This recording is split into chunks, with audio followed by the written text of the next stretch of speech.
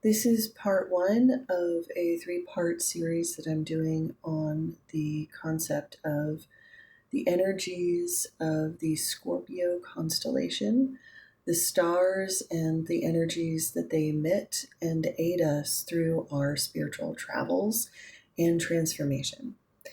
So, why is Scorpio so important? It is part of the three constellations that surround Sagittarius A. And if you know your astronomy, Sagittarius A is the center of our galaxy. If you think about it, it is a giant black hole that is surrounded by millions of stars, beings that are so beyond our own comprehension that these star beings emit pulses of light that transfer through the signs of Scorpio, Sagittarius, and Capricorn. So this is the center of all things. These signs are about our spiritual growth. Now, consequently, Scorpio rules the 8th house, Sagittarius ninth, and Capricorn 10th. And each of these house rulers are also important. But I'm going to focus on these three videos on Scorpio. So, one of the things you need to know about scorpions is that they are actually older than the dinosaurs.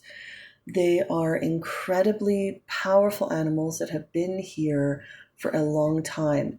Their blood isn't even iron based, it's actually copper based, which is why they have blue blood. They're also very sensitive to UV lights. And scorpions do not have ears, but they have thousands of hairs which listen to the world around them, which is why they're able to find their prey because of the sensitive nature. So if you think about Scorpios, they are born with more sensory perception than most.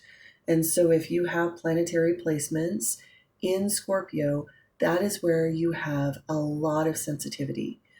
If you have whatever house Scorpio is in, you have a lot of sensitivity. Now, this sensitivity can sometimes lead to burnout and overload. So you need to also learn how to balance that house. And it can be really challenging in a world that is quite overstimulating. So Scorpios have a tendency to often be reclusive, misunderstood, overreactive, and sometimes too sensitive to criticism and connecting with other people. But that is a part of their nature. This is why they are here. So let's talk about the stars. The three major stars in Scorpio. The first one is called Antares, and that is the star connected to Ishtar or Inanna. Same goddess. Ishtar was the Babylonian version, Inanna in Sumeria. And this is about the descent into the underworld, the desire to see the reality and the dark things that exist. It's linked closely with Mars, and it creates this fiery passion to always like transform and rebirth. It's all about like success through failing. And it's also about seeking the shadow self.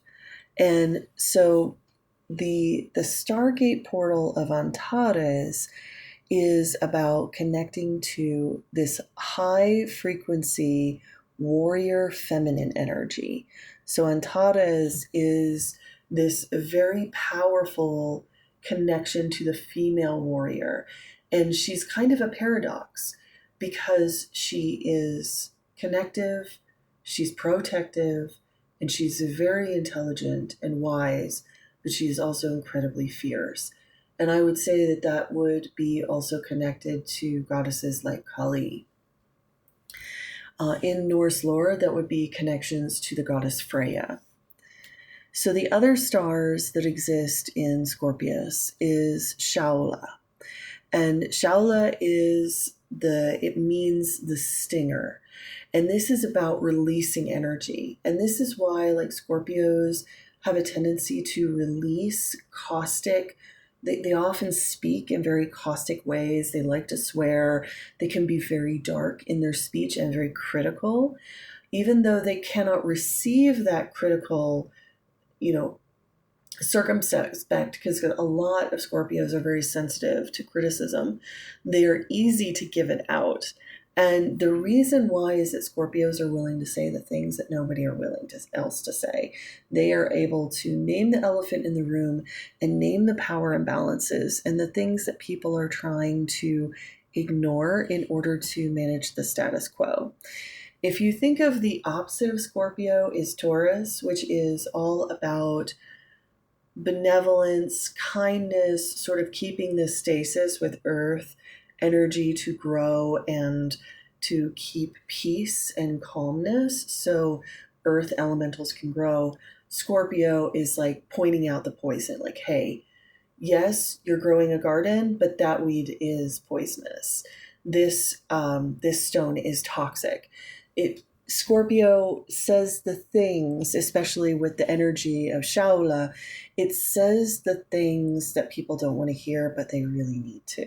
Scorpios make incredible psychics and fortune tellers because they're able to cut through people's ego.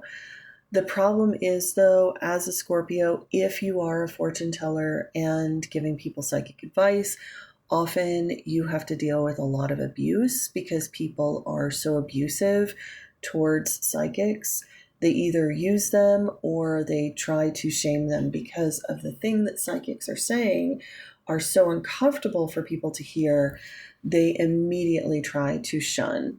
And that's one of the things, like with Scorpio, is that a lot of people with prominent Scorpio placements, they come here without any support. They don't have a support team. They do not have people cheering them on. They often are in the darkness, dealing with their transformation alone, and that can lead to a lot of negative bitterness and feelings of like, why bother, why help? And those are some of the dark feelings that the Scorpio has to work through in order to rise above that depression. And really what it is Scorpio, what you're seeing, if you have these, like if you have Scorpio in your sun, moon, or rising, and I'll talk about that in the next video, what you're seeing is the cracks in society where people are no longer loved or celebrated. You are very aware of where there is no love, where there is danger, where there is breakdown and catastrophe. And it could be in places that people are not willing to see around you. So, with the energy of Shaula, in order to change and transform that energy, it's really important to remember you have this very powerful venom that you can say, but you need to use it with wisdom.